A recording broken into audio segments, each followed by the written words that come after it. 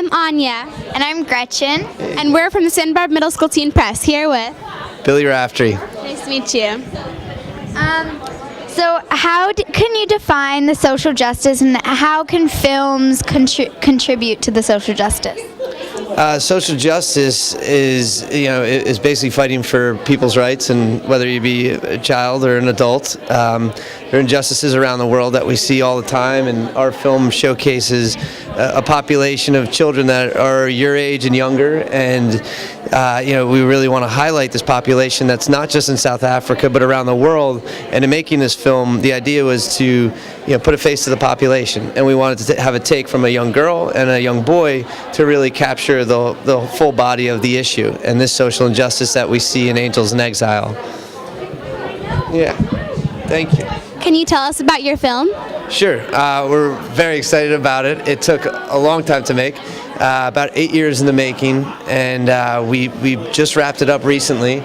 And this is our world premiere, so we're very excited to be a part of this festival. The social justice category seemed to be a perfect fit for it, and so we're off to the races now, and we hope that it does make an impact and turns heads in a way that people want to support and help out these kids, from now and through the years to come. What's the name of your film? Sure, it's Angels in Exile. Angels in Exile, the director, and Charlize Theron narrated it. A couple of producers are on hand. David Johnson, executive producer, Adam Paul Smith, and Douglas Matica made it. Riza Aziz, who else is there? Joe Petrie, Harry Barton, and Franklin Martin are the other producers. So we have a great team, and all of the team that we're involved with in South Africa, our other nonprofit, our sister organization, because I have a nonprofit that I founded that actually finances a film that we made, Angels in Exile, and we're trying to raise global consciousness around this issue and help benefit other nonprofits doing groundbreaking work like our sister organization Umtumbo down in South Africa. Yeah. Why film? Why not use another tool to get the word out there?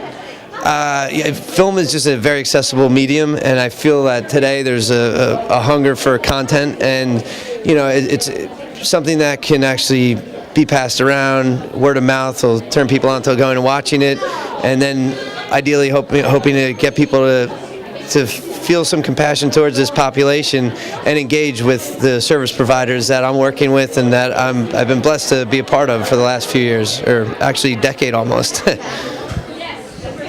What's your favorite part about filmmaking? With documentaries, it's definitely it's about being with other people. I grew up with my father's a basketball announcer, and so I grew up around a very charismatic, social guy, and I think I have a little bit of him in me, or a lot in me, and it's just being around other people and getting to know more about them and vice versa. And I managed to put myself in the film for a few reasons, and it was because I was so engaged with the kids that it made sense to be a part of it. And I just wanted to show kids that are maybe in college or something, may have an interest similar, and just go with it, and take on some endeavor that you think you may not want to do, and do something different, and try and help some people along the way. And our school motto is Larger Voices Calling. What is the larger voice that calls to you? First thing that came to my mind is the big G, the God. But the larger voice, I don't know. I just think that, the situations and circumstances that you're put in, the way that you react to them, ultimately develops a character that you are. And if that's for good, it's something that you should share with other people and your friends and, anybody you come across. Because at the end of the day, we're all people and we're all the same. Yeah. It took 8 years to make the film. We never knew when the ending was going to come up, and to put a positive spin on the images of reform and rehabilitation that these kids have and carry and can be, we really wanted to capture. And if it ended on a very downtrodden note, then we feel like we wouldn't be doing a service to this population. So we hung in for the 8 years, largely due to our sister organization Umtumbo in South Africa, that's comprised of all these former street children, and knew that they've overcome all these odds, and that if they made it, the kids on the street today could make it. And so with that hope in these former street kids I became very close with, that are my contemporaries, my age, that we could these kids would make it eventually. And so we were fortunate to hang in there and have the support that we have had from all these, personal contributors to big corporations, to whoever, grants, etc. We just hung in there with the kids and captured a very hopeful and uplifting ending. So we're really excited about the way it speaks for the children and for the population, because they both, I shouldn't give away the ending.